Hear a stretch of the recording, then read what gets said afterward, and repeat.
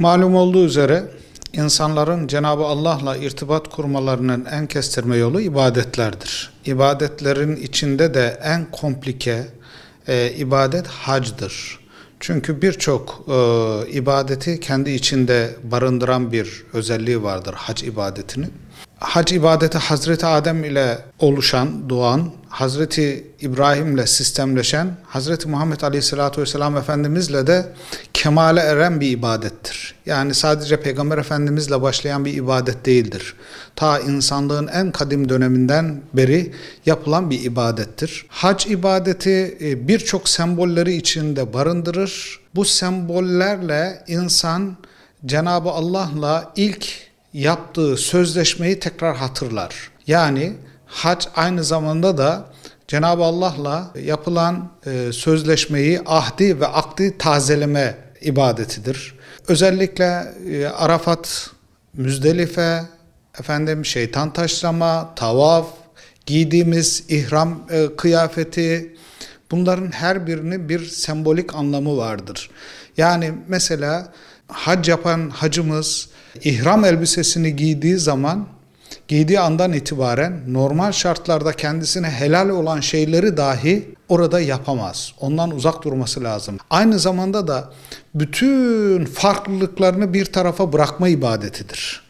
Yani sizin makamınız, mevkiniz, malınız, renginiz, tipiniz, ırkınız, her şey bir tarafa bıraktırılıp herkesin eşit bir şekilde ve aynı zamanda da tabiri caizse ahiretin de provasıdır. Bir Arafat'ta vakfeye durmak, aynı şekilde Hazreti Adem ile Hazreti Havva'nın dualarının kabul olduğu yerdir. Yine orada marifete erişmek, insanın kendi dünyasına bir yolculuk yapması demektir. İrfana ermesi demektir. Meş'ar-ı Haram dediğimiz Müzdelife'de Müslüman bir şuura ermeye taliptir.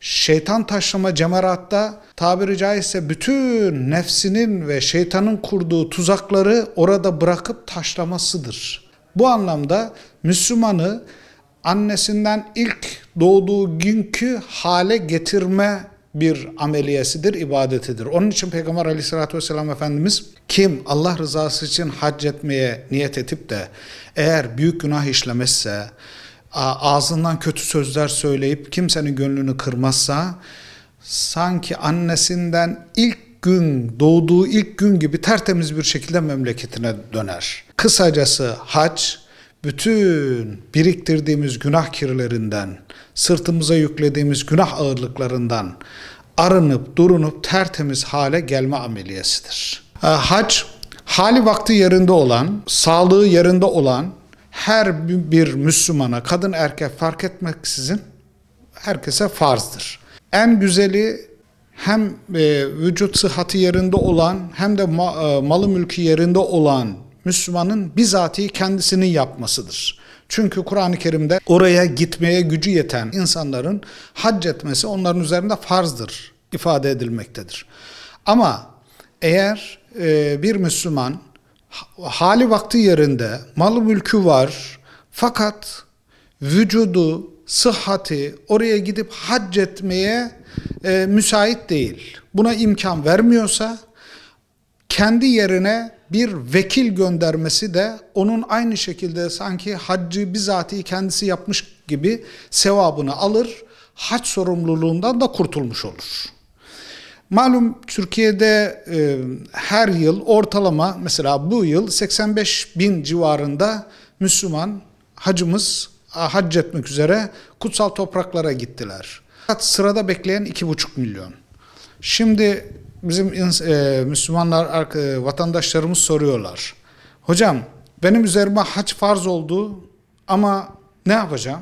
Biz onlara diyoruz ki en azından bir irade beyanında bulunmak açısından üzerimize maddi anlamda hac farz olduğu andan itibaren hemen gideceğiz, hac için kaydımızı yaptıracağız.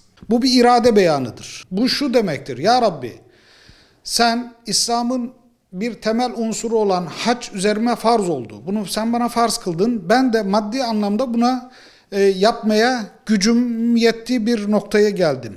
Ben de hac etmek istiyorum ama benim gibi düşünen 2,5-3 milyon insan daha var. Ben en azından irade beyanımı ortaya koydum, kaydımı yaptırdım, sıramı bekliyorum. Bugün de çıkabilir, 10 sene sonra da çıkabilir. Ama önemli olan irade beyanımızı ortaya koymaktır. Cenab-ı Hak kutsal toprakları ziyaret etme arzusuyla, iştiyağıyla içi yanan kardeşlerimize en kısa zamanda orayı ziyaret etmeyi nasip etsin. Maddi olarak gücü yetmeyenler, gücü yetecek duruma gelinceye kadar hem de çalışacaklar hem de Allah'a dua edecekler. Bir an önce o zenginliğe, o imkana kavuşmak için. Sonuç itibariyle hac hem bedeni hem de mali bir ibadet. Sadece bedenen sağlıklı olmanız yetmiyor. Mali olarak da oraya gidip gelinceye kadar hem kendinizin hem de bakmakla yükümlü olduğunuz çocuklarınızın, evladı iyalinizin, eşinizin ihtiyaçlarını temin edecek kadar paraya sahip olmanız lazım.